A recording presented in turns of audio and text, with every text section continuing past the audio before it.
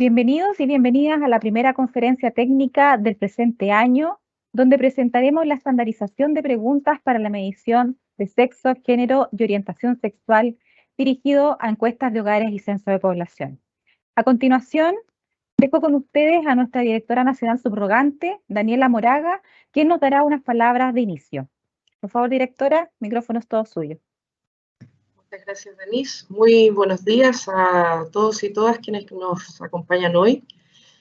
Les doy la bienvenida a esta primera conferencia técnica del ciclo 2023 que organiza nuestra institución para difundir entre los distintos actores del Sistema Estadístico Nacional temáticas asociadas a la producción estadística. Quiero iniciar mis palabras contándoles que este es un año muy especial para nuestra institución. En este año se cumplen 180 años desde que el presidente Manuel Bulnes creó una oficina de estadísticas dependiente del Ministerio del Interior para que fuese responsable de sistematizar las estadísticas de la nación. De ahí venimos a lo largo de toda esta historia institucional acompañando en todas circunstancias el crecimiento y desarrollo del país. 180 años después, el INE es una institución técnica, independiente y estatal que entrega más de 70 productos estadísticos periódicamente, gran parte de ellos automatizados y que son distribuidos a toda la ciudadanía y para que todos los sectores, sean públicos o privados, utilicen estos datos para una adecuada toma de decisiones. En ese sentido, nuestra institución tiene entre sus funciones la generación de estándares de calidad y buenas prácticas estadísticas, así como su implementación al interior de la institución y en el Sistema Estadístico Nacional.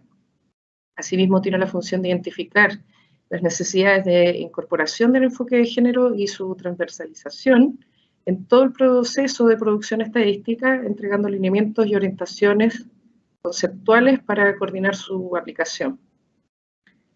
Desde la cuarta conferencia mundial sobre la mujer en Beijing, realizada en 1995, y su actual plataforma de acción, se ha insistido en integrar las temáticas de género como estrategia global para promover la igualdad en todas las áreas del desarrollo social. La principal estrategia que utilizamos las oficinas nacionales de estadística para aportar con este fin es la transversalización del enfoque de género en la producción estadística. Evaluamos de esta forma en todos nuestros procesos de producción los sesgos que pudieran basarse en el género. El objetivo de esto es que los datos sean diseñados, recolectados, procesados, analizados y difundidos, tomando en consideración los múltiples factores de las relaciones de género que influyen de manera diferenciada en hombres, mujeres y personas no binarias. Uno de nuestros compromisos y tarea como institución es generar lineamientos técnicos y en virtud de aquello se ha desarrollado una batería estandarizada de preguntas sobre sexo, género y orientación sexual a ser implementada en encuestas dirigidas a hogares y censos de población. Y hemos dado inicio a la discusión interinstitucional que permita entregar visibilidad estadística a la diversidad de género y sexual.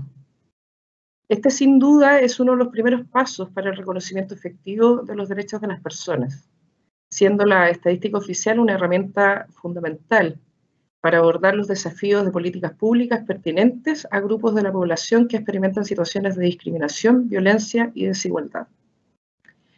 La presentación de hoy abarca el trabajo desarrollado para la generación de este estándar, cómo fue construido, los fundamentos sobre los que se sustenta y las principales consideraciones al momento de su implementación. Para finalizar, quiero dejarlos invitados desde ya a las próximas conferencias técnicas que realizaremos. Específicamente, durante el mes de marzo estaremos abordando también metodologías de vinculación probabilística, desafíos y oportunidades para el Sistema Estadístico Nacional, que estoy segura será un tema de interés para todos y todas ustedes. Sin más, dejo con ustedes a Constanza Cifuentes, analista socioeconómica del Subdepartamento de Estadísticas de Género de la Subdirección Técnica de nuestra institución. Adelante, Constanza. Hola, buenos días. Muchas gracias, directora Denise, por esta presentación y por esta oportunidad de socializar con quienes están hoy día conectadas y conectados en esta conferencia técnica este estándar para la medición de sexo, género y orientación sexual en encuestas de hogares y censos de población. Esta instancia es muy fundamental para que todas las personas conectadas en instituciones puedan poner sobre la mesa esta herramienta para sus productos estadísticos y su forma de construir indicadores efectivos para la visibilización de diversas realidades sociales entre las personas.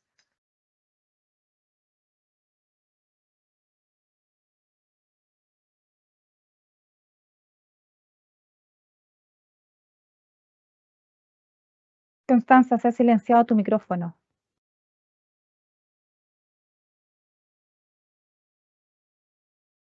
¿Ahora sí? Ahora sí. Ya. En esta instancia, esta conferencia técnica, abordaremos 5 puntos que están detallados en esta lámina que ustedes pueden observar. En primer lugar, nos detendremos en los contextos, argumentos y conceptos claves que se utilizaron para la construcción de este estándar. En segundo lugar, revisaremos los procesos de construcción metodológico que llevaron adelante el resultado que hoy día podemos presentar en esta conferencia. En tercer lugar, conoceremos la batería de preguntas, cuáles son las preguntas que componen esta batería y al mismo tiempo cuál es el flujo que debe acontecer tanto en la recolección como en el análisis de la información obtenida en las distintas encuestas e instrumentos estadísticos. En cuarto lugar, conoceremos algunas indicaciones y recomendaciones para la implementación y consideraciones que se deben tener por quienes deseen implementar este estándar en sus instituciones e instrumentos estadísticos. Y por último, conoceremos un poco de los desafíos actuales y las proyecciones de este estándar, tanto para el Instituto Nacional de Estadística como para el conjunto de instituciones interesadas en esta implementación. En primer lugar, los conceptos y argumentos claves para la construcción de este estándar. ¿Por qué desarrollar el estándar ESCOS? Es una pregunta que vale la pena señalar en un principio de esta presentación. En primer lugar, tenemos un incremento de la necesidad de información oficial estadística sobre las diversidades sexogenéricas. Vale decir en este punto que en Chile y en muy pocos países del mundo existe esta información disponible y es un desafío a llevar adelante. Por otro lado, los organismos internacionales recomiendan a los estados avanzar hacia la producción estadística que considera estas realidades en sus mismas metodologías. En tercer lugar, tenemos el desafío de desarrollar metodologías que incorporen en sus indicadores la perspectiva que permita visibilizar a la población LGTBIQ+. Y en cuarto lugar, un punto muy importante, que en los últimos años se ha incrementado la necesidad y demanda por parte de la sociedad civil de reconocer desde la información estadística oficial la existencia de las diversidades sexogenéricas que permita justamente aportar en el avance de la estrategia de políticas públicas que puedan cambiar muchas condiciones de vida que hoy día se generan. Y todos estos puntos chocan de alguna manera o se interceptan de alguna manera con la realidad actual de las estadísticas oficiales, que hasta el momento se sostienen sobre una dimensión binaria de sexo, hombre o mujer, dejando fuera otras dimensiones importantes que vamos a revisar en el estándar respecto al género y la orientación sexual, que son fundamentales a considerar en la producción estadística.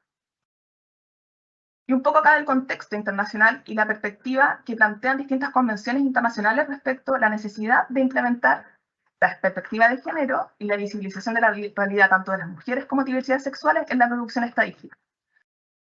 Podemos observar en esta imagen la Convención Belén du Pará, la Conferencia sobre la Eliminación de todas las formas de discriminación contra las mujeres y el principio de Yogyakarta.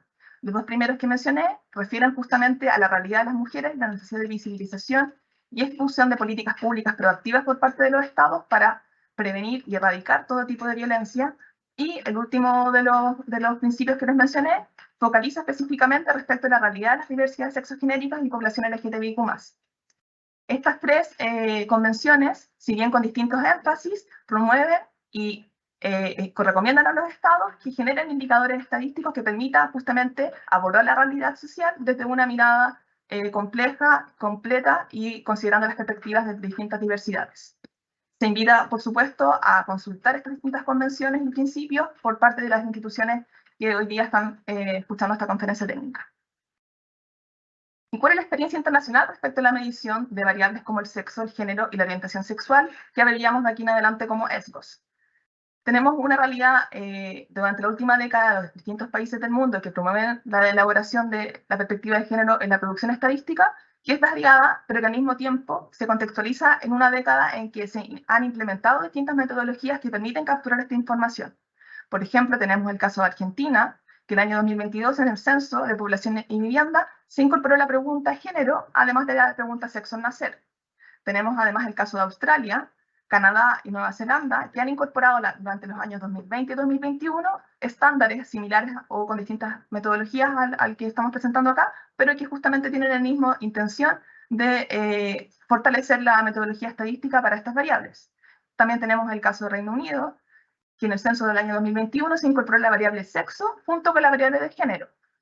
Y en el caso chileno, hay al menos 2 encuestas que son de otras instituciones diferentes a las del INE, la INJUV y el Ministerio de Desarrollo Social, particularmente la Encuesta Nacional de Juventud y la Encuesta CACE, que incorporaron ya el año 2018-2017 la pregunta género junto a la pregunta sexo. Esta es un poco la panorámica que actualmente se está desarrollando a nivel mundial respecto a estas dimensiones, pero también en el caso de México y Uruguay podemos encontrar algunos ejemplos de instrumentos un poco más focalizados, es decir, que la Encuesta Nacional sobre Diversidad Sexual y de Género del año 2021 de México y el Censo Nacional de Personas Trans del 2016 de Uruguay, instrumentos estadísticos que no se aplican a la población completa, pero que de alguna manera permiten acercarse a la realidad de estadística de la población LGTBIQ+. Estas son algunas referencias que forman parte del marco metodológico o marco conceptual de la construcción de este estándar y que se invita, por supuesto, a todas las personas a consultar. Y ahora, adentrándonos a lo que nos convoca en este estándar. La primera gran dimensión que compone el estándar ESCOS es la dimensión del sexo.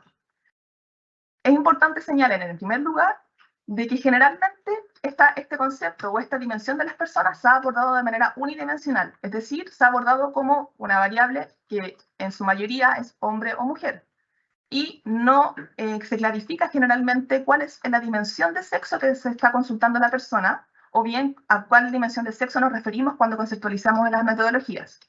Y en este diagrama podemos ver al menos 4 dimensiones. En primer lugar, me voy a detener en el sexo biológico, que se refiere a las categorías médicas que diferencian a las personas según características biológicas, ya sea órganos reproductivos, fisonomía, genética, cromosomas, anatomía, hormonas, entre otros. Es importante señalar que esta dimensión de sexo es algo que generalmente las personas no recurren en su conocimiento, ya que generalmente cuando una persona nace no se realizan exámenes médicos, sino que más bien es una inspección visual de parte del médico o persona que atiende el parto. Y ahí surge la segunda dimensión que me detendré, que es el asignado al nacer, que es el resultado y la asignación que realiza la persona médica cuando nace una persona y visualiza los órganos genitales y la anatomía y asigna el sexo a esa persona recién nacida. Es decir, esta es una inspección visual. Sexo biológico refiere a dimensiones médicas que van mucho más allá de la inspección visual. Este sexo asignado al nacer es el que queda registrado en el parte de nacimiento, el cual, ahí adentramos a la tercera dimensión, que es el sexo registral, este parte es el que los progenitores, las personas progenitoras asisten al registro civil a inscribir a la persona. El sexo registral, entonces, es aquel el que está registrado en el registro civil, o sea, es un lugar distinto al parte de nacimiento, sino que esta es la categoría que permite justamente la construcción de la célula de la identidad y de distintas cosas que son consecuencia de aquel sexo. Es importante señalar que el sexo registral no necesariamente coincidirá con el sexo asignado al nacer ni el sexo biológico, y mucho más. Puntualizando en el caso chileno actual, la ley de identidad de género permite que las personas puedan cambiar su sexo registral. Por tanto, con mayor razón debemos estar conscientes de que no siempre va a coincidir el sexo registral con el asignado al nacer. Y por último, en la categoría que está arriba de este esquema, el sexo declarativo, que es el sexo al cual la persona responde por sí misma. La persona se le pregunta cuál es su sexo y la persona responde mujer u hombre o femenino y masculino según las categorías que se ofrezcan, y entonces, por tanto, solamente la persona misma es quien declara su sexo. Por supuesto, es necesario señalar de que el sexo declarativo, con mayor razón aún, puede no coincidir con el registral o el asignado al nacer. Esto es conceptualizando respecto al concepto o la variable sexo. Ahora nos dirigimos a género, que muchas veces se suele confundir con el sexo asignado al nacer, ya que el género tiene que ver con el constructo sociocultural con el cual las personas se identifican. Es decir, no tiene que ver con el sexo registral ni el asignado al nacer, sino que tiene que ver con la persona cómo se identifica, por ejemplo, femenino, masculino, trans masculino, no binario, y entre otras categorías que podrían surgir en las personas. Es importante señalar que al menos hay dos dimensiones del género, al menos. Por un lado está la identidad de género, que es cómo la persona se concibe a sí misma y cómo se nombra entre el resto. Por otro lado está la expresión de género, que tiene que ver cómo la persona expresa su género, cómo se viste, cuáles son los roles que decide utilizar. Y es importante que la expresión de género puede variar a lo largo de la vida de una persona y al mismo tiempo puede ser diferente las formas de expresión de género en distintas sociedades, culturas y tiempos de la Tierra, del mundo. Por tanto, en estas dos dimensiones del género es como vamos a situarnos en este estándar para conceptualizar. Y al mismo tiempo, entre el cruce de sexo y género, podemos al menos identificar tres categorías grandes entre las personas. Por un lado, las personas cis, que son aquellas personas en que su sexo asignado al nacer coincide con su identidad de género. Por tanto, una persona que se asignó al nacer mujer se identifica como femenina, o una persona que se asignó al nacer hombre se identifica como masculino. Estas personas, desde esta conceptualización, se les denomina personas cis. Por otro lado, como segunda gran categoría, podríamos encontrar a las personas trans, cuya identidad de género no necesariamente coincide, más que no necesariamente, no coincide con la asignada al nacer. Es decir, son personas que al nacer se les asignó sexo mujer u hombre, pero se identifican con la otra identidad. Es decir, una persona que se le asignó al nacer mujer se identifica desde ser femenina o ser femenino, y una persona que se le asignó al nacer hombre se identifica desde el masculino. Corrijo, al revés. Una persona que se le asignó al nacer mujer se le identifica desde un ser masculino, y una persona que se le asignó al nacer hombre se identifica desde un ser femenino. Y estas formas de conceptualizar pueden variar entre las distintas personas trans. Hay personas trans que se pueden identificar como trans femenina, trans mujer, varón trans masculino, y eso es una diversidad muy, muy importante de considerar al momento de conceptualizar la estadística. Y hay un proceso muy importante que vale la pena señalar en esta presentación, que es la transición de género, o el proceso de transición, el cual también es muy diverso en cada persona. Hay personas que van a decidir llevar adelante terapias médicas, hormonales, cirugías de reasignación de sexo, entre otros. Como también hay personas que van a decidir no llevar esos procesos que yo mencioné recién, y algunas personas van a decidir cambiar su sexo registral, como otras personas van a decidir mantenerlo. Y también muchas personas van a cambiar sus pronombres y la manera en que se refieren a ellos. Por tanto, la diversidad de transiciones de género es importante tener en cuenta cuando se construyen indicadores o metodologías estadísticas que buscan identificar a las personas trans. Y como tercera gran categoría están las personas no binarias, que son personas que no se identifican ni con femenino ni con masculino, es decir, como no binario. Y en el estándar vamos a profundizar más adelante cómo se aborda esta categoría para poder identificar a las personas no binarias. Y por último, el gran concepto del estándar, orientación sexual, que se refiere justamente a cómo cada persona se relaciona sexoafectivamente con otras personas en función del sexo y género de las personas con las cuales se relaciona o a las cuales le atrae. En orientación sexual tenemos tres dimensiones que se complementan entre sí para poder identificar orientación sexual. Por un lado, la atracción sexual, que se refiere a cuál es el sexo o género de las personas con la cual cada persona se siente atraída, sexual o afectivamente. Por otro lado está el comportamiento sexual, que tiene que ver con la práctica sexual del sexo o género de las personas con las cuales cada persona decide llevar su práctica sexual en su vida. Y por último está la autoidentificación, que tiene que ver con cómo cada persona se nombra en términos de orientación sexual. Es decir, la atracción, el comportamiento y la autoidentificación no siempre necesariamente van a coincidir. Puede que haya personas que en su comportamiento sexual tengan una manera de relacionarse, pero que no necesariamente se van a autoidentificar con esa categoría. Y esta cuestión también es muy importante de tener en cuenta al momento de construir instrumentos estadísticos que consideran esta dimensión de las personas, que es la orientación sexual. Teniendo en cuenta estos conceptos, que son conceptos más bien teóricos, que se recogieron durante todo el proceso de construcción del estándar, podemos avanzar un poco a situar estas tres categorías en las estadísticas y por qué el sexo declarativo, que es el cual vamos a profundizar en el estándar, el género y la orientación sexual son importantes para la estadística. Por un lado, el sexo declarativo es una herramienta muy básica de preguntar y consultar en los instrumentos estadísticos, ya que provee de distintas dimensiones históricas de la recolección estadística que permite comparar a lo largo del tiempo cómo van cambiando las sociedades y al mismo tiempo forma parte de la construcción metodológica clave de la estadística. Al mismo tiempo, el género proporciona la oportunidad de explorar estadísticamente cuál es la realidad y la diversidad de la vida de las personas en relación a cómo se perciben a sí mismas y cómo se construyen en relación a su autopercepción de género. Y por último, la orientación sexual.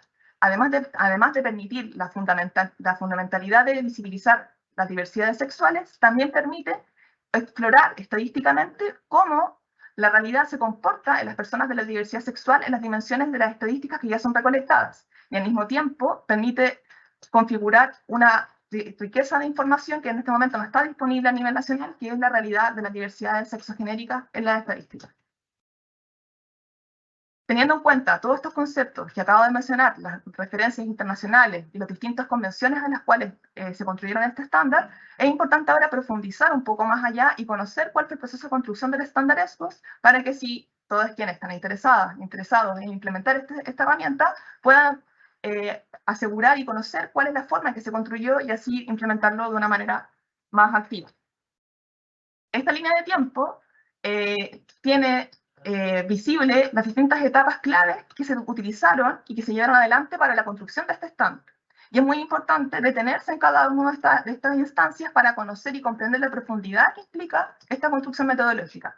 En primer lugar, el año 2018, podemos observar en este sector de la línea, se inició este proceso de construcción metodológica. En primer lugar, se realizó una consulta internacional, en donde se revisaron antecedentes de 23 oficinas nacionales de estadísticas y se exploró en esa revisión, en esa consulta, cuáles son las metodologías utilizadas, cuál es el estado de avance de la recolección de estas variables, qué herramientas implementaron en términos de cuestionario, qué herramientas implementaron en términos de capacitación, cuáles son sus recomendaciones, entre otras cuestiones importantes de conocer en la experiencia internacional.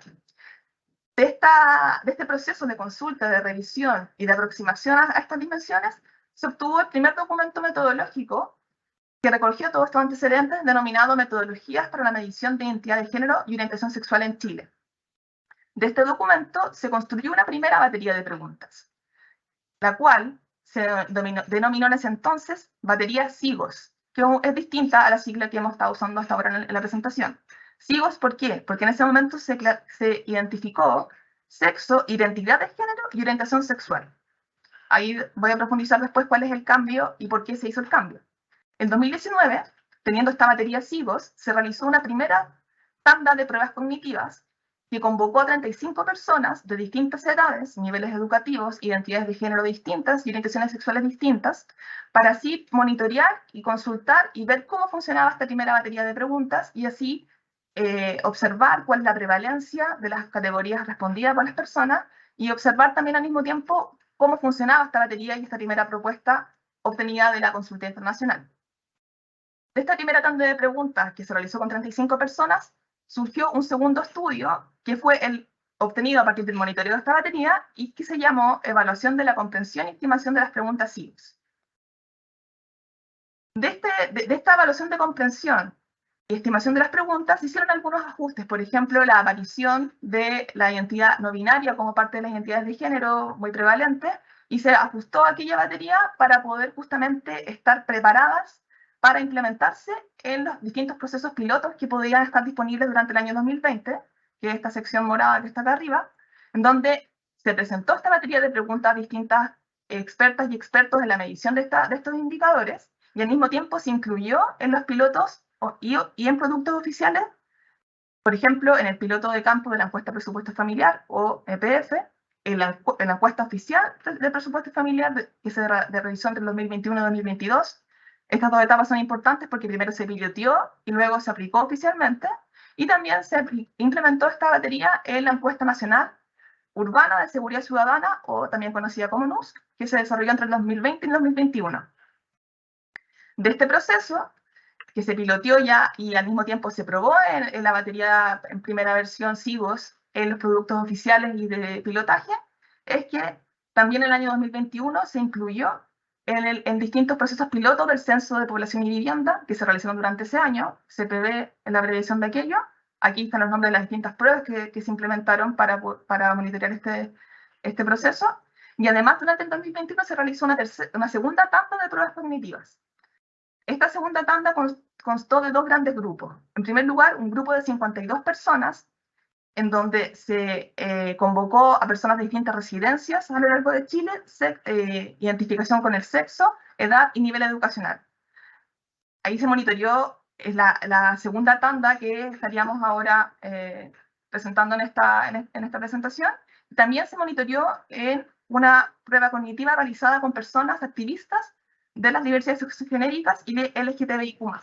De estas dos pruebas cognitivas que se realizaron en esta segunda tanda de pruebas cognitivas, se ajustó el estándar, se implementaron distintas mejoras a la forma de conducción de las preguntas, a la manera de caracterizar las alternativas disponibles en cada una de las dimensiones, y desde ahí que pasó de ser SIGOS a ser ESGOS. ¿Por qué?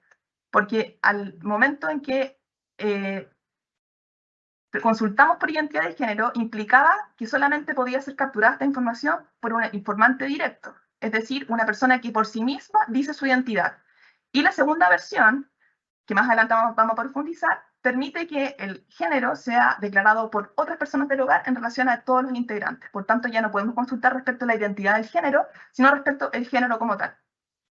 Más adelante vamos a profundizar respecto a esa transformación y por qué es importante comprenderlo de esa manera.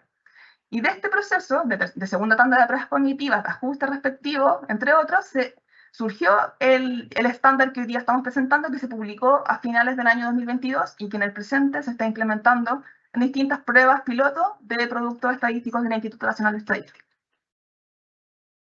Entonces, ¿cuál es el objetivo de esta estandarización? Que seguramente muchas veces se nos viene a la mente. ¿Por qué tenemos que estandarizar estas preguntas y por qué es importante incorporarlas? En primer lugar, la armonización, que es un objetivo de la estandarización como tal. Porque armonizar la manera de preguntar estas variables, sexo, género, orientación sexual, permite que las estadísticas construidas tanto por el INE como por otras instituciones puedan ser comparables entre sí, puedan ser coherentes entre sí, puedan existir cruces posibles entre distintas bases de datos, y al mismo tiempo permite fortalecer las metodologías oficiales para identificar estas variables en las personas. Por tanto, armonizar es crucial en este estándar. Por otro lado, un segundo objetivo muy grande en relación a la necesidad de este estándar, que permite aportar en la visibilidad de las personas LGTBIQ+, aportando información y evidencia respecto a las condiciones de vida de las personas de las poblaciones de diversidad sexogenérica. Esta evidencia es algo que hoy día no existe de manera oficial a nivel país, por tanto es una urgencia avanzar hacia ello. Por otro lado, y juntando con el objetivo anterior, permite el análisis, explorar cómo las dimensiones que ya se levantan en las encuestas oficiales, cómo van surgiendo sus resultados si se incorporan estas variables y cómo distintas encuestas de hogares, económicas o entre otras, se puede observar el comportamiento de estos resultados cuando se incorpora la población LGTBIQ+, o la posibilidad de obtener esta información. Y por último, un cuarto objetivo que es muy importante en esta transversalización, que es el enfoque de género y de derechos que tiene este estándar, ya que permite avanzar en la producción de estadísticas de género, de indicadores de género que hoy día no están disponibles en las metodologías, y también permite el derecho al autorreconocimiento de las personas cuando son encuestadas en función de su identidad de género o su orientación sexual. Por tanto, es un avance en tanto información disponible como también del derecho al autorreconocimiento de las personas. Pero hay que tener en cuenta tanto los alcances como las oportunidades de este estándar actualmente. Los alcances. La metodología de ESGOS está construida principalmente enfocada en encuestas de hogares y censo de población. Encuestas de hogares aplicadas tanto a población en general como poblaciones en especial. Pero este énfasis no significa que otro tipo de encuestas, que otro tipo de exploraciones estadísticas no aborden cómo implementar esta metodología en sus propios productos estadísticos. Y un punto muy importante, que es que se registra en el segundo punto del alcance, que para registros administrativos se requiere una adecuación metodológica y una evaluación que permita avanzar hasta a la incorporación de este estándar de la manera en que está propuesto en esta metodología. Cosa que es muy importante avanzar hacia allá. Y oportunidades que surgen tanto para la estadística oficial en general como para los productos mismos, que incrementa la oportunidad de información. O sea, implementar el estándar permite que haya mayor información disponible respecto a la realidad social de nuestro país y focalizando esa disponibilidad de información en poblaciones que hoy día no tienen la posibilidad de acceder a esta información. Es decir, permite realizar estimaciones globales de ciertas subpoblaciones y caracterizar a la población LGTBIQ+, lo cual es una oportunidad tanto para la estadística como para la perspectiva de género y de derechos que tiene que tener la estadística oficial del país. Y además, permite aproximarse a cómo la realidad de las estadísticas actualmente levantadas se comporta en las dimensiones que se abordan desde las encuestas ya existentes en las instituciones públicas y de otra índole también. Y ahora conozcamos la pregunta, o sea, las preguntas del estándar sexo, género y orientación sexual, lo cual es la parte más práctica y que es la que permite visualizar cómo proponemos esta incorporación en las encuestas y censos de población. La primera pregunta, sexo declarativo. Se pregunta cuál es su sexo, sin embargo, al que nos referimos es el sexo declarativo. Esta pregunta puede ser respondida de manera directa o indirecta. Directa, ¿qué quiere decir? Que la persona misma responde por sí misma, o indirecta, que si hay la persona no está presente en el hogar, otra persona puede responder por ella. Sus categorías son hombre y mujer. La población objetivo es toda la población, que es encuestada o es censada. Y el tipo de informante, como mencioné, puede ser directo o indirecto. Y es muy importante que la pregunta se lea al momento en que se aplica la encuesta.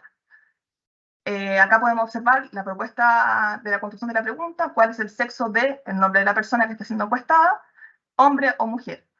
Es importante que esta pregunta sea leída y ambas alternativas sean leídas también sin asumir o sin sugerir ninguna de las dos al momento de ser encuestada. Segunda pregunta, el género. Como ya dijimos en un principio, refiere a cómo las personas se identifican a sí mismas en relación a las diferencias sociales y culturales que se expresan entre los géneros femenino, masculino, no binario, y al mismo tiempo, esta pregunta, al ser posible de responder tanto de manera directa o indirecta, se refiere tanto a la expresión de género cuando una persona indirecta responde, o la identidad de género cuando la misma persona responde por sí. Importante señalar que, dado que la variable género o la dimensión del género de las personas puede cambiar a lo largo del tiempo, esta respuesta sitúa al género en el momento en que la persona responde. La población objetivo es a todas las personas que son encuestadas o censadas de 5 años o más. ¿Y por qué 5 años o más?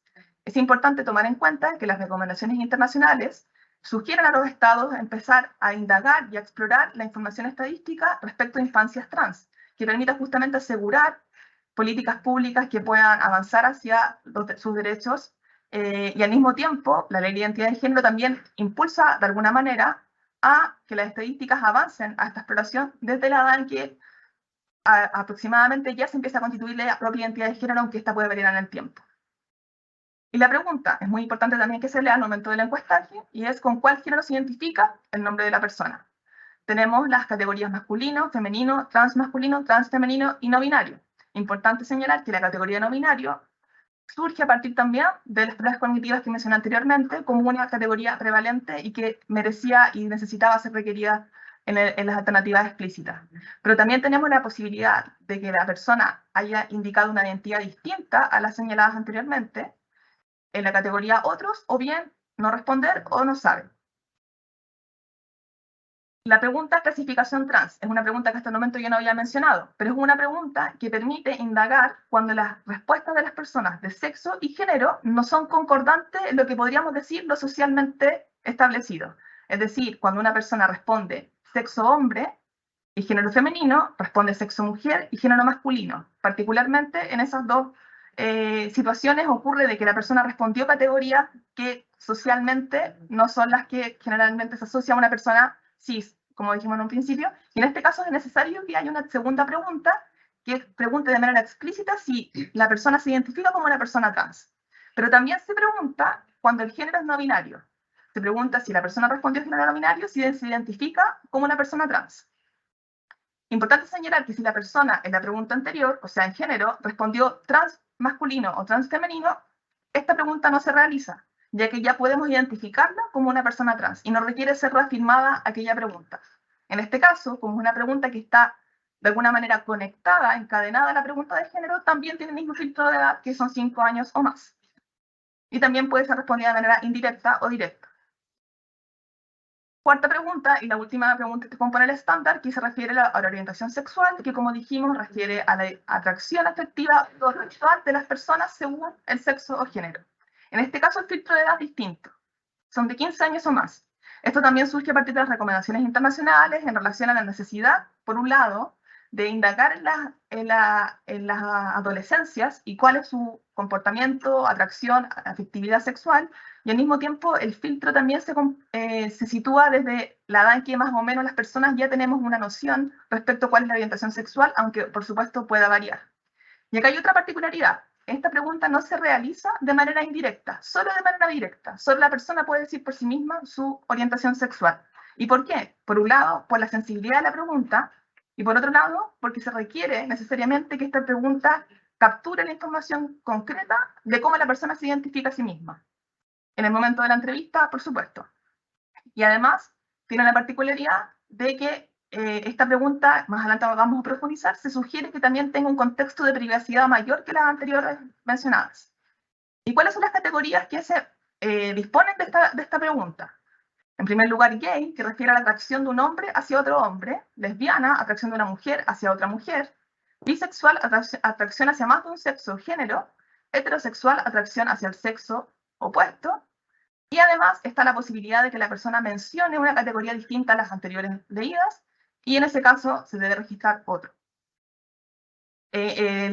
Un punto importante, que esta alternativa se lee completa, o sea, se lee gay y entre paréntesis está la definición. Por tanto, es algo que también es importante de señalar en la aplicación y en la comprensión de que se conceptualiza el momento en que se aplica la pregunta.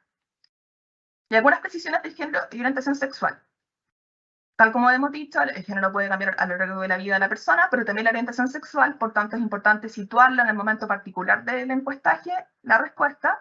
Y por otro lado, muy importante la categoría otros en estas dos preguntas, de que esta categoría es la que permitirá explorar si hay otras categorías distintas a estas que están ofrecidas, que también puedan ser prevalentes, o sea, que aparezcan muchas veces en las respuestas y que quizás puedan ser incorporadas como una categoría más, y también permite el derecho al autorreconocimiento. Es decir, si una persona declara algo diferente a lo señalado, es importante que se sitúe y se escriba aquella alternativa en esta que podemos ver acá abajito, que sale cuál. O sea, aquí la persona encuestadora tiene que escribir lo que dijo la persona si es que lo anterior no fue coincidente con lo que respondió. Y además considerar que hay algunas personas que por muchos motivos pueden preferir o no entregar la información, no responder o no saber la información, y también es importante considerar estas dos alternativas, aunque quizás pueda afectar la tasa de respuesta, pero aún así es importante que se reconozca si es que alguien no quiere responder, prefiero no responder. Teniendo en cuenta la descripción y la caracterización de las preguntas concretas de la galería, podemos observar este flujo. Este flujo consiste en las preguntas sexo, género y clasificación trans, es decir, cuando una encuesta o producto incorporó solo estas tres dimensiones. Porque podría ser que algún producto, por su característica, no incorpore la pregunta de orientación sexual. Entonces, acá podemos ver cuando inicia el cuestionario, comienza el cuestionario, cuando se llega a la pregunta sexo, se realiza la pregunta sexo. En caso de que sea la persona menor a 5 años, el cuestionario continúa, se finaliza con su propio flujo, pero si la persona tiene 5 años o más, lo importante es que se realice la pregunta de género, y según la combinación de respuestas entre sexo y género, se realizará la pregunta de clasificación trans. Si las respuestas de sexo y género es mujer femenino, hombre masculino, trans femenino o trans masculino, el cuestionario continúa y se termina con su propio flujo. Pero si la respuesta de sexo género es mujer masculino, hombre femenino, no binario u otro, se realiza la pregunta de clasificación trans para luego de ello continuar con el cuestionario. Y en caso que el producto estadístico haya incorporado también orientación sexual, el flujo es el mismo que mencioné recientemente, solo que al momento en que se le realiza la pregunta de orientación sexual, se debe tener en cuenta el filtro de edad sugerido y además que la información pueda ser entregada por el informante directo. Y se realiza la pregunta de orientación sexual y continúa el cuestionario con su flujo respectivo. En resumen, las variables que se consultan en esta batería son sexo, entre paréntesis declarativo, a pesar de que no se explicita en la manera de frasear la pregunta, pero es aquel al que nos referimos, mujer u hombre, tipo de informante directo o indirecto, y se realiza a todas las personas que responden al producto estadístico. El género masculino, femenino, transmasculino, no binario y otro. También puede ser respondida directo e indirectamente, y también, y en este caso el filtro de edad de los 5 años o más. Y en el caso de orientación sexual, tenemos la disponibilidad de gay, lesbiana, bisexual, heterosexual y otro, y en este caso solamente de manera directa y desde los 15 años o más. Entonces, ahora que conocemos la batería de preguntas, sus fundamentos y sus conceptos, ahondemos ahora en la implementación y consideraciones que se deben tener al momento de implementar y particularmente responder esta pregunta: ¿qué se debe hacer para implementar el estándar?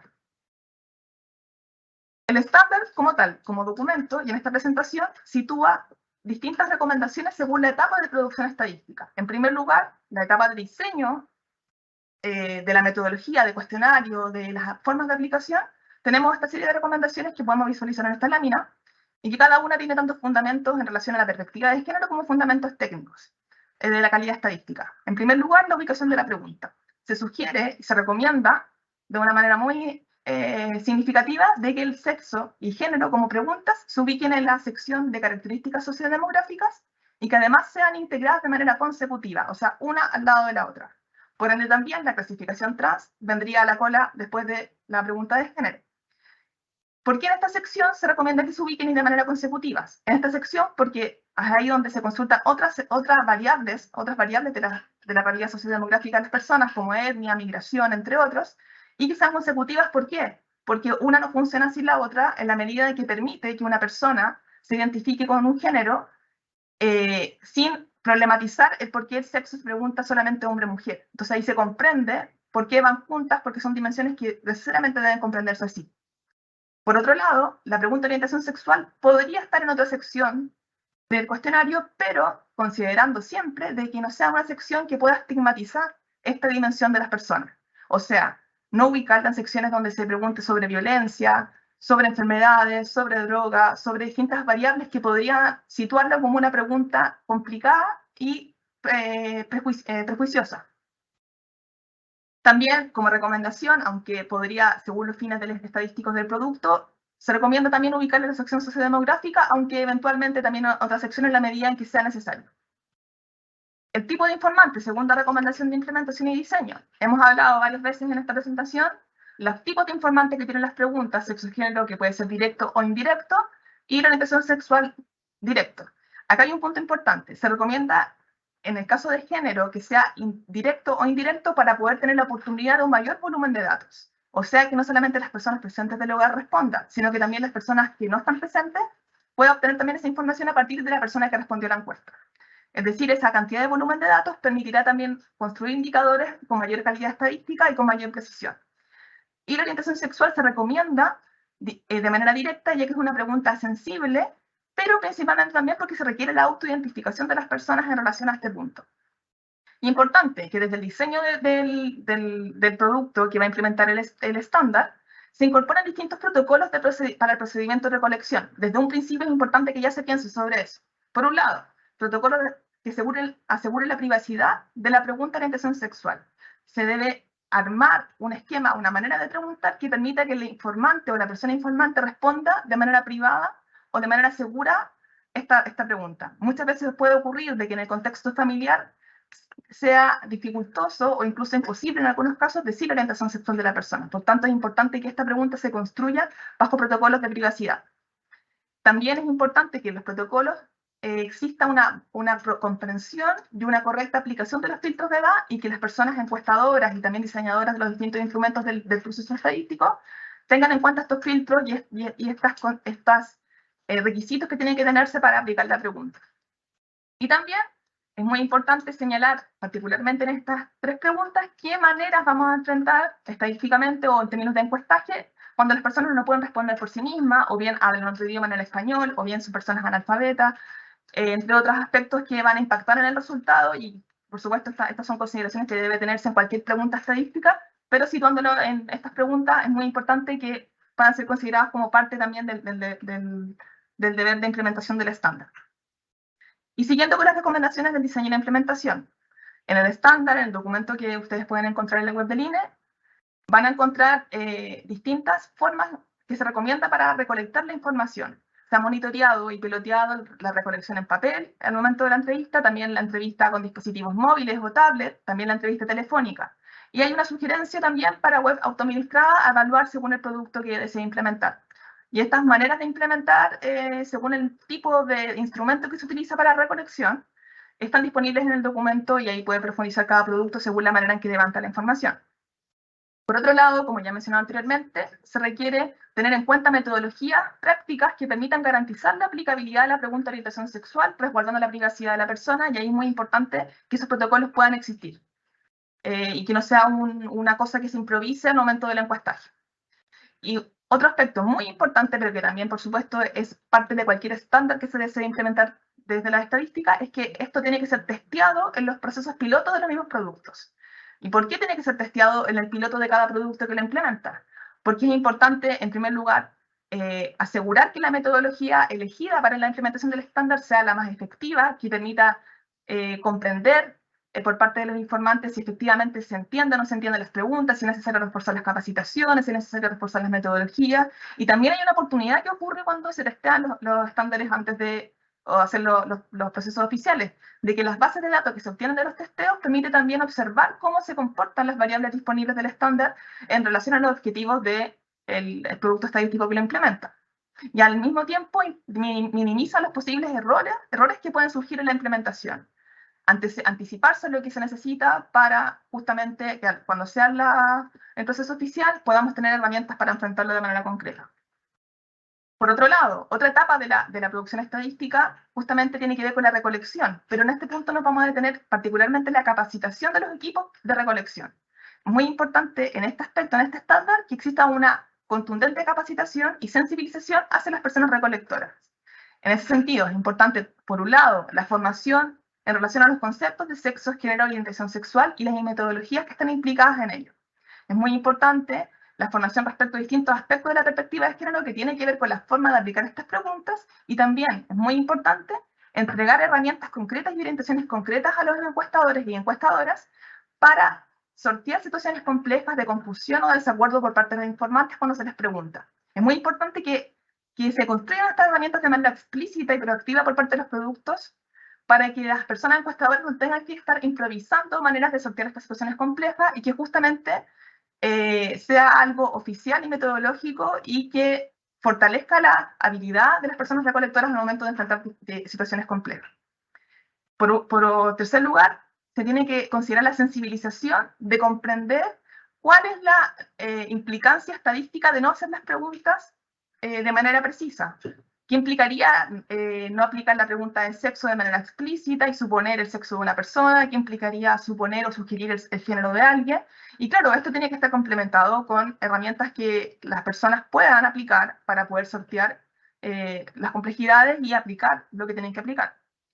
Y por último, un punto muy clave, desarrollar ejercicios prácticos, que se pongan distintas situaciones, no solamente las difíciles, sino también en las situaciones en que necesariamente la persona debe identificar su orientación sexual distinta, por ejemplo, a una orientación heterosexual, por ejemplo, y cómo la persona encuestadora puede enfrentar ese ejercicio, no solamente lo difícil o el rechazo, sino que al mismo tiempo todo aquello que tenga que ver con la integración y la posibilidad de casos distintos de los hogares.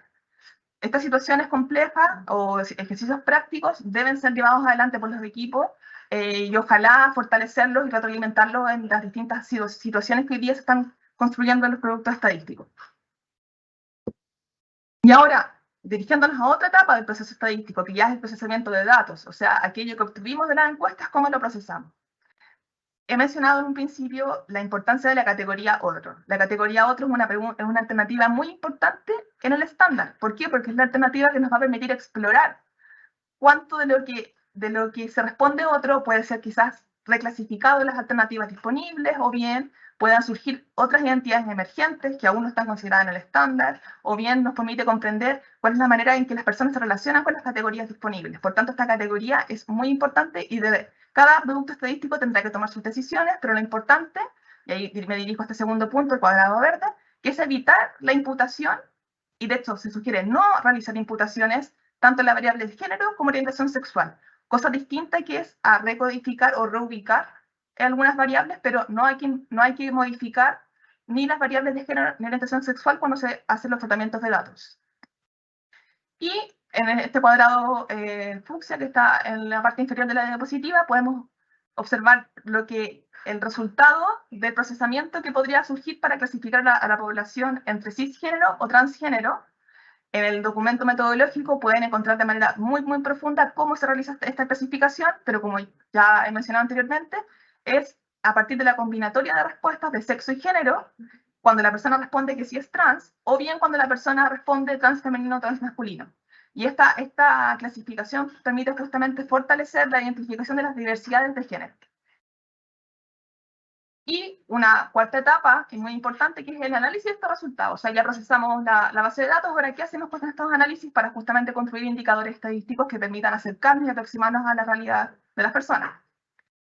Acá tenemos dos grandes aspectos muy importantes. Por un lado, la precisión y la confiabilidad de los datos, que tiene que ver con la calidad estadística. Y esta calidad estadística está, de alguna manera, condicionando o condiciona de alguna manera qué es lo que se publica finalmente. Es decir, cuando se hacen levantamientos de información donde hay ciertos grupos de población que tienen una baja prevalencia, o sea, hay una baja frecuencia en el resultado de la encuesta, probablemente tengamos que agrupar algunas variables para justamente evitar hacer inferencias estadísticas que nos lleven a conclusiones erráticas o inducir conclusiones que no representan la realidad de las personas que se identifican con esas categorías. Entonces, una sugerencia o algo que se utiliza en la estadística para poder tener una mayor confiabilidad es agrupar ciertas categorías, por ejemplo, como se propone acá en la diapositiva, agrupar trans, no binario y otro, pero acá lo importante sería que la agrupación también contenga la visibilización. O sea, nosotros sugerimos que se agrupen estas categorías en caso de que la frecuencia de levantamiento sea baja, pero explicitando en la categoría nueva cuáles son las categorías que están integradas en esta variable nueva. O bien, en el caso de orientación sexual, lesbiana, gays y bisexual. Nuevamente lo mismo.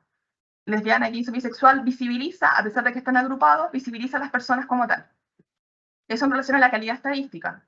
Y en relación a la confidencialidad de los datos, que está vinculada con el secreto estadístico, el cual es un mandato hacia el Instituto Nacional de Estadística que implica proteger los datos de las personas. O sea, una base de datos pública no puede llevarnos a encontrar o identificar a ninguna persona que está en esa base de datos, sino que tienen que ser bases innominadas. Entonces, implica de que en ciertos casos, para las variables que estamos abordando en el estándar, género y orientación sexual en particular, quizás sea necesario tomar algunas decisiones de agregación de variables. Por ejemplo, en lugar de publicar una variable a nivel quizás regional, a lo mejor tengamos que publicarla tan solo a nivel nacional. Y eso permite no identificar a la persona. Eso podría ser un recurso. O agregar las variables según rango etarios.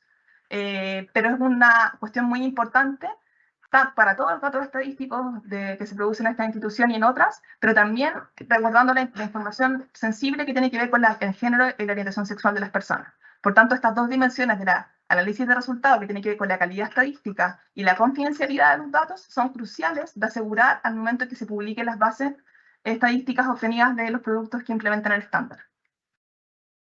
Y por último, ¿cuáles son los desafíos actuales y proyecciones del estándar ESGOS, tanto para el INE como para las distintas instituciones públicas y de otra índole que podrían implementar esta dimensión? En primer lugar, incentivar que las operaciones estadísticas consideren e incorporen el sexo y el género y la orientación sexual en sus procesos estadísticos. O sea, esto es una especie de incentivo o promover esta inclusión como tal. Y al mismo tiempo, esta promoción de inclusión de estas variables la articulamos con el estándar, o sea, promover que estas variables sean implementadas a partir de este estándar por los productos estadísticos del INE como otras instituciones. Al mismo tiempo, la necesidad y desafío de realizar seguimiento a la aplicación de este estándar en distintas operaciones estadísticas que nos permita justamente ir ajustando las metodologías, las formas de recolección, las formas de aproximarse a las diversidades sexogenéricas y la realidad de la población en general, para fortalecer esta pesquisa o esta búsqueda de información estadística que amerita disponer como organismos públicos. Por tanto, ese monitoreo, ese seguimiento permite justamente fortalecer y comprender que este proceso de este estándar es un proceso que no es acabado, sino que es algo que hay que mirar y proyectar hacia el futuro, más allá de que este estándar es el que ahora debemos implementar. Por otro lado, consolidar metodologías estadísticas y técnicas y cualitativas y todos los aspectos que implica la producción estadística que permitan disminuir la subrepresentación de diversidades y subpoblaciones, que generalmente ocurre con diversas realidades de las personas, no solamente las diversidades sexogenéricas, que finalmente la estadística la subestima. Por tanto, como técnicamente enfrentamos este problema y construimos metodologías que permitan aproximarse cada vez de manera más exacta a esta realidad, lo cual permite la oportunidad de políticas públicas más asertivas. Por último, identificar los nudos críticos de la medición de estas variables y transformarlos en desafíos para incorporar en el estándar. ¿Cómo vamos haciendo para acercarnos, por ejemplo, a la posibilidad de que más personas estén disponibles a responder estas preguntas? ¿Cómo enfrentamos las dificultades de capacitación y de implementación del encuestaje como tal? ¿Cómo vamos aproximándonos a la calidad estadística que se requiere para publicar indicadores de calidad y al mismo tiempo visibilizar diversidad de las LGTBIQ+? Por tanto, ¿cómo identificamos estos nudos críticos, los transformamos en desafíos y los llevamos adelante? Y por último, un desafío más bien de comprensión, más que del estándar mismo, es comprender las estadísticas oficiales desde una mirada que continuamente se relaciona con cambios culturales a través del tiempo. Eso es algo que no inició ahora, sino que es algo desde el origen probablemente de la construcción estadística, que las metodologías puedan ser flexibles, que puedan ir mutando más allá de que sí vayamos situando metodologías concretas, pero que al mismo tiempo las comprendamos a futuro desde una mirada de cambio cultural que tiene que necesariamente incorporarse en la medición estadística. Y por último, más bien para contextualizar el estado actual del estándar en el INE. Estamos en este momento en fases de pruebas diversas de distintos productos que están monitoreando esta implementación. Insisto, son fases de prueba de distintos productos, tales como la segunda encuesta nacional sobre el uso del tiempo, que además de incorporar sexo declarativo, género, clasificación trans, también incorpora en su fase de prueba la orientación sexual. También en fase de prueba se monitorea en este momento la encuesta nacional urbana de seguridad ciudadana, también en el piloto de censo y población y vivienda 2023, y en el proyecto regional piloto de encuestas de respuestas familiares, o conocida también como EPF, de Aysén y Antofagasta del año 2023. Este es el estado actual de prueba del estándar y es importante socializar y masificar que está ocurriendo este proceso en el INE y que se incentiva de que distintas instituciones puedan incorporar también esos procesos estadísticos. Acá en esta lámina pueden encontrar referencia bibliográfica que se invita a revisar directamente en el estándar. Y esta ha sido la presentación. Muchas gracias por el tiempo de quienes se conectaron y ojalá que este estándar promueva la inclusión de distintas perspectivas en la estadística oficial. Muchas gracias. Muchas gracias, Constanza, por la completa presentación en un reducido tiempo. Sin duda que esta batería de preguntas contribuye a la armonización de conceptos en la generación de las estadísticas oficiales asociadas a las encuestas de hogares. Un punto importante que señalaba Constanza es que un aspecto fundamental en la implementación de este tipo de estándar se centra en el diseño de los instrumentos y las pruebas que se deben realizar. Así que los dejamos invitados también para que puedan consultar la documentación que está publicada en nuestra página y para que también nos puedan hacer llegar sus preguntas. Ahora vamos a hacer un par de preguntas que nos llegaron al momento de la inscripción. Sin embargo, les damos las excusas ya que por motivos de conectividad que tuvimos previamente no pudimos habilitar el chat.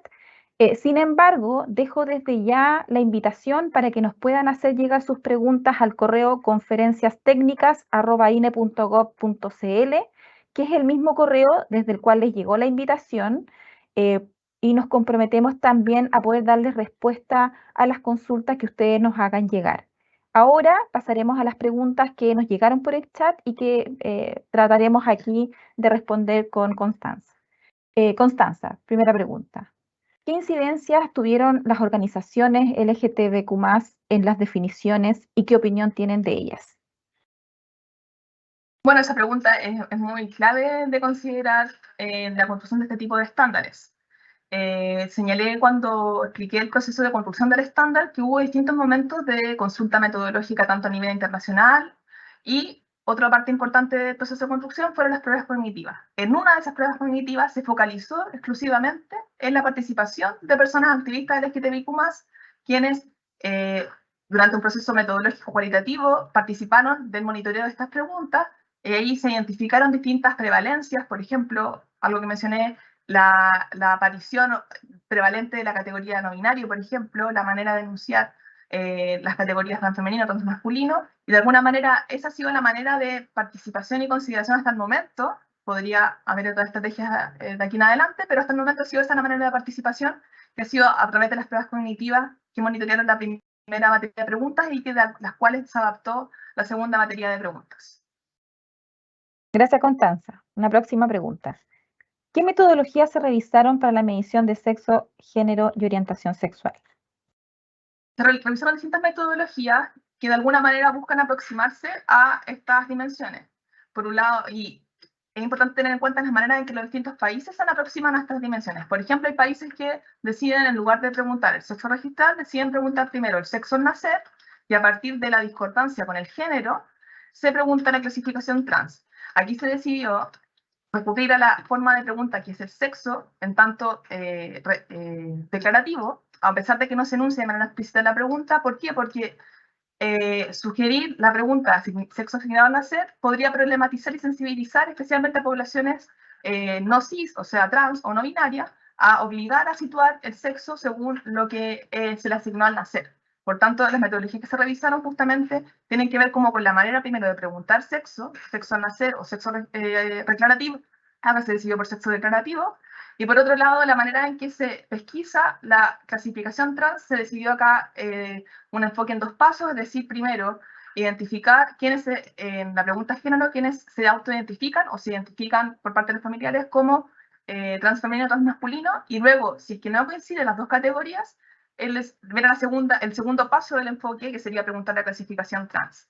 Esto permite disminuir el error en la medida en que puede que hayan personas que por ABC motivo se identificaron con mujer, masculino, pero no son personas trans. Por tanto, al hacer ese segundo paso, ese segundo enfoque, permite disminuir el error de la identificación de la población trans. Esas son algunas de las maneras en que se han preguntado. También hay ciertas recomendaciones internacionales de otras instituciones que promueven que la categoría no binario también se le pregunte la clasificación trans, dado que hay personas no binarias que se identifican como no binario como tal, pero al mismo tiempo se identifican como persona trans. Es decir, con esto que estoy diciendo, más que explicar específicamente cada metodología revisada, se revisó una panorámica de las maneras diversas de hacer esta consulta. Y particularmente, respecto a la metodología de recolección de la pregunta de orientación sexual, también se hicieron consultas internacionales respecto a cómo ha funcionado esta pregunta, que quizás es una pregunta bastante compleja en la medida en que muchas personas quizás no consideran necesario indicar esa información o bien se complican cuando se les pregunta. Por eso mismo se implementó la metodología con mayor privacidad y con un informante solamente directo. Esto permite de que en la medida en que hay protocolos efectivos que puedan asegurar la privacidad, cada persona tenga la libertad desde esa privacidad de decir su orientación sexual en el momento en que está presente en la encuesta. Por tanto, con esta panorámica que les indico, les señalo de que de alguna manera se indagaron distintas metodologías internacionales y se decidió por un enfoque en dos pasos respecto a la clasificación trans y por otro lado respecto a la manera en preguntar a la pregunta de orientación sexual. Muchas gracias, Constanza, y en honor al tiempo voy a hacer las últimas dos. ¿Este estándar puede servir de referencia para el diseño de registros administrativos? Bueno, es una muy buena pregunta y es muy recurrente. Como lo planteaste en relación a referencia, podría que se haga una referencia, pero este estándar como tal no está construido en este momento para el uso del registro administrativo, sino que está construido para uso en productos estadísticos, o sea, encuestas y censos. Por tanto, este estándar sí podría ser una referencia, pero no para aplicar inmediatamente, sino que hay que hacer una adecuación metodológica y revisar de qué manera tienen que categorizarse las categorías de las dimensiones sexo, género y orientación sexual para que sí sean posibles de implementar en registros administrativos con el fin de que estos registros puedan también otorgarnos información estadística. Por tanto, este estándar quizás empuja a ver cómo metodológicamente hay que adaptarlo para registros administrativos, pero ahora tal cual no es la recomendación. Muchas gracias. Y la última. Y es un desafío avanzar en ello. Sí, efectivamente un desafío. Y la última, ¿cuáles son los nodos críticos que se han identificado en la aplicación del estándar dirigido en encuestas de hogares y censo de población? Bueno, me voy a referir específicamente a esos nudos críticos que hemos detectado durante lo que hemos vivido este año 2023 en relación a estos pilotajes que están en fases de prueba en distintos productos. Voy a nombrar solamente algunos. Por un lado está la complejidad o el nudo crítico de cómo diseñar el cuestionario, dónde ubicar las preguntas. Si vienen recomendaciones en el estándar de dónde tienen que ubicarse, de que tienen que ser consecutivas las preguntas, sexo, género, clasificación trans, entre otras, pero al mismo tiempo los productos tienen el desafío de cómo incorporamos esto en lo que ya existe como cuestionarios oficiales, o bien en las dimensiones que están incorporando en este momento. Por tanto, ese es un nudo crítico, cómo diseñar el cuestionario para que, por un lado, se pueda fluir de manera efectiva en el desarrollo del estándar y al mismo tiempo no genere interrupciones posibles en el momento de aplicación. Y eso mismo lo conecto con otro nudo crítico, que tiene que ver con el encuestaje como tal, el proceso de comunicación entre la persona encuestadora y el informante, lo cual hay grandes desafíos respecto a este estándar, porque por un lado se requiere que las personas encuestadoras manejen todos los conceptos referidos al estándar y al mismo tiempo dispongan de herramientas oficiales metodológicas para enfrentar situaciones complejas. Y eso es un nudo crítico que muchas veces se presenta en ciertas poblaciones que quizás se muestran más reacias en contestar este tipo de preguntas o no comprenden por qué deben responder género si nunca se le había preguntado género en su vida. Especialmente para poblaciones quizás de mayor edad o personas que quizás muestran un desacuerdo con este tipo de temáticas, más allá de que deban ser medidas. Por tanto, la recomendación que nosotros realizamos hasta el presente respecto a ese tipo de problemáticas es de fortalecer las capacitaciones, fortalecer los ejercicios prácticos y, claro, considerando que las personas encuestadoras ya tienen muchas herramientas y habilidades para enfrentar situaciones complejas, pero ver cómo construimos oficiales herramientas para este tipo de situaciones en el momento de la comunicación del encuestaje y permitir de que la entrevista no se quiebre u otro tipo de cosas. Y otro tipo de nudo crítico tiene que ver ya como con el procesamiento de datos, que es algo que también mencioné, que es algo que aún no nos hemos enfrentado de manera masiva en el estándar. Se ha piloteado, sí, pero respecto al proceso actual del estándar, se está monitoreando en este momento fases de prueba, por tanto, vamos a tener que, en un tiempo más, decidir qué decisiones vamos a tener que tomar para que la confiabilidad de los datos y al mismo tiempo el secreto estadístico se pueda mantener. Y eso claramente nos lleva como a ciertos riesgos, porque tenemos que asegurar la calidad estadística y la confidencialidad, pero al mismo tiempo tenemos que asegurar o orientar la búsqueda de información útil para la diversidad sexogenérica y la realidad de la población LGTBIQ+.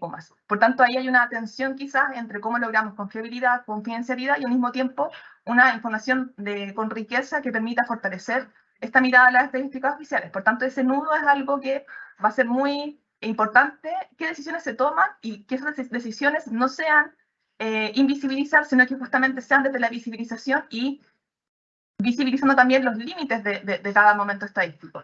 Por tanto, esos tres momentos, quizás el diseño como tal, la capacitación y el encuestaje y el procesamiento futuro es algo que hay que tener en cuenta y, por supuesto, quizás un nudo crítico, pero que tiene que ver con la difusión de los procesos estadísticos como tal, que se pueda explicar, por ejemplo, a nivel comunicacional, que esto está siendo incorporado en las estadísticas oficiales para que la población ya empiece como a estar preparada de qué va a pasar, de las preguntas que hasta el momento no estamos acostumbrados y acostumbrados a que nos hagan. Esos son algunos críticos que podría compartir por ahora. Muchas gracias, Constanza. Y agradecer a Constanza por la disposición para generar esta presentación, así también a toda la audiencia que hemos tenido el día de hoy.